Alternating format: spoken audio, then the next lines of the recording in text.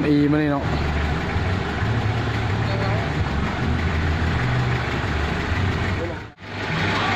กินแล้วเอาไหม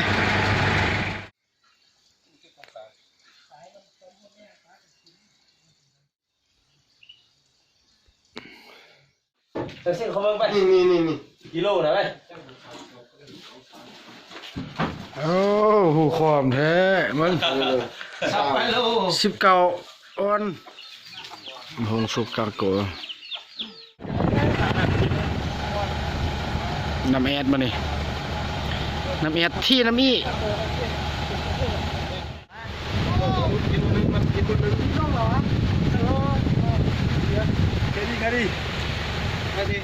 โอ้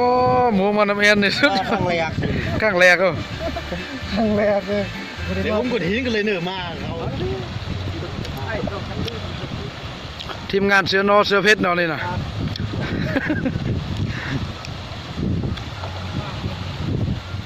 ปั่นใจก่อน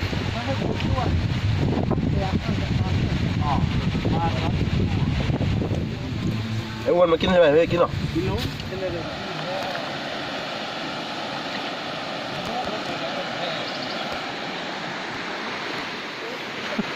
ข้าวสารอัดคอน้ำแอด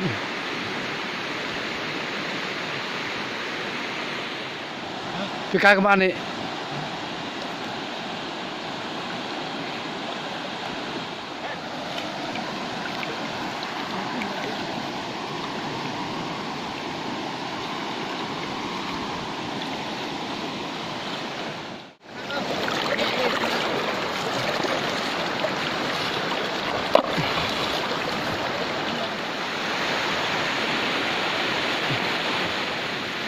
อัดคอน้ำแอด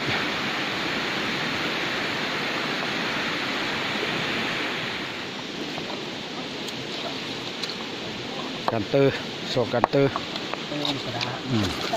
ขายเงินดูเส้นไฟเนาะ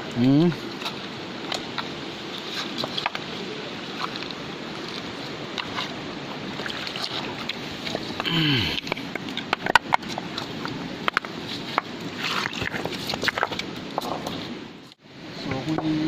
อยู่คุณถามดิอัดคอนน้ำแอดตัวนึงกันเตอร์ตัวนี้ตัวนี้สมควรตัวนี้เนาะต้องมี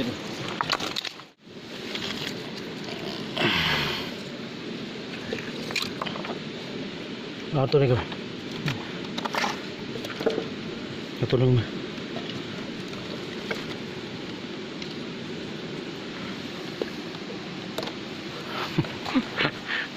แม่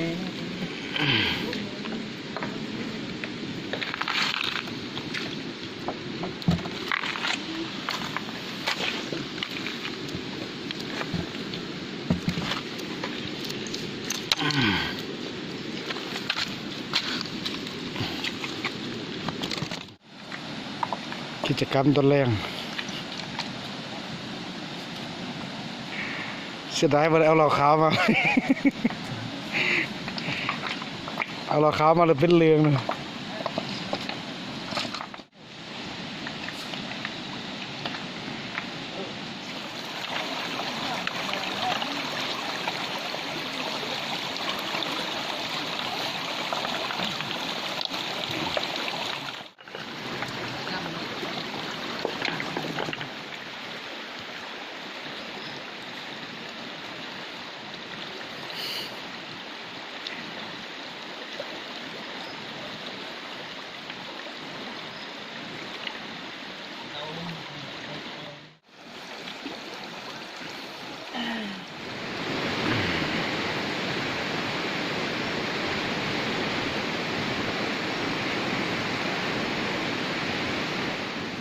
ผลงานต้นแรง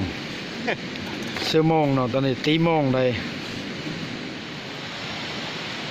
กำลังเก็บการเตอร์มีไอ้น้องมาแต่กระตามแค่บริษัทเซิน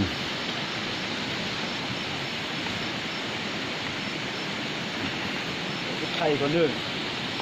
ไข่ก่อน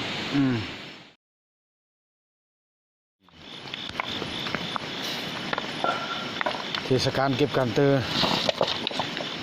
จากขั้นตอนเก็บการเตอ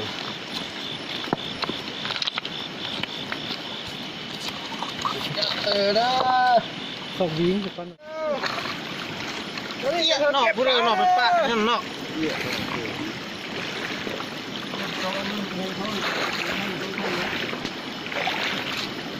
ตัวอันกระโปรงนั่นนะ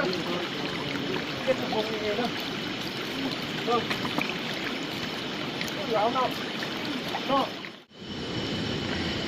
ไม่หน่อยตานะ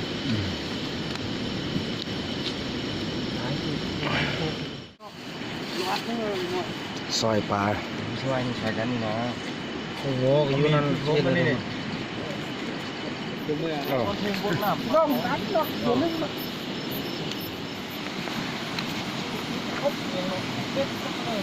อืม เพื่อนอันอะไรบ่เนาะเดี๋ยวอันทุกเม็ดจะเอามาเอานะอันยูนห่อเอามาไม่ละยูนใช้กันพนาทิมมันนะ โอ้ครับครับ มาบอกโอ้ยมีลาปลาบ่วงเอาบ่วงหอเฮ้ยจะเข้ามา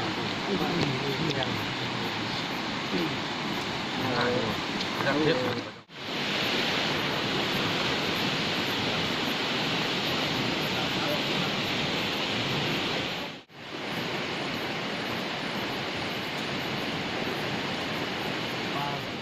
บัวบางเงิน หอบแรกอันนี้เป็นอาจารย์อ้ำฮักเฮ็ดเนาะนี่เนาะสีมือ อ้ำไปทองเด้อมื้อนี้นอนพี่มื้อนี้นะแบบบ่ได้ตั้งโตะเนาะมาแล้วกระเทินเผาปลานี่น้ำบ่แห้งมันพักเสียนคันค่ายเอา เลยร้อนตามบิดใช่ไหม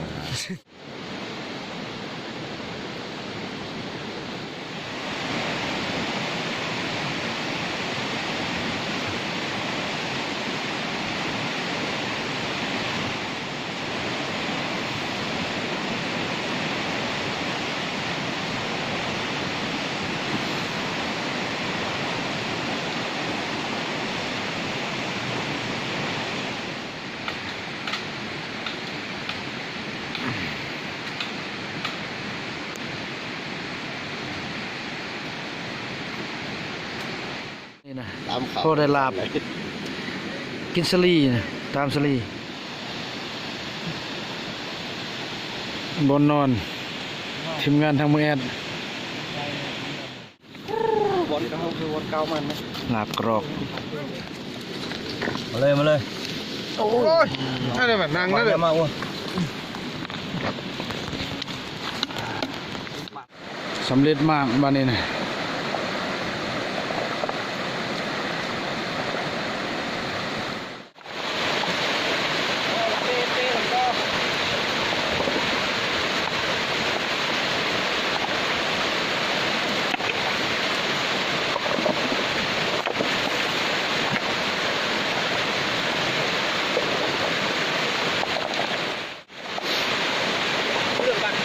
เพื่ออะไรอ่ะ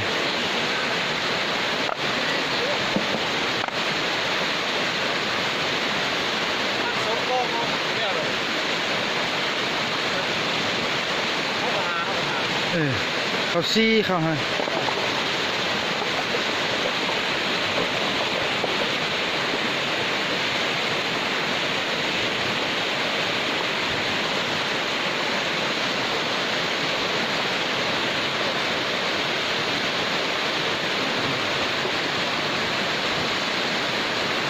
คนน้ำแอดก็สุดยอดแล้วเนาะ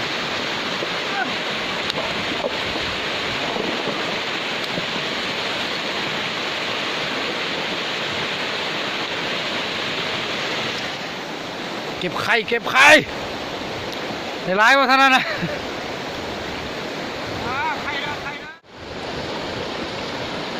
ไข่น้ำแอด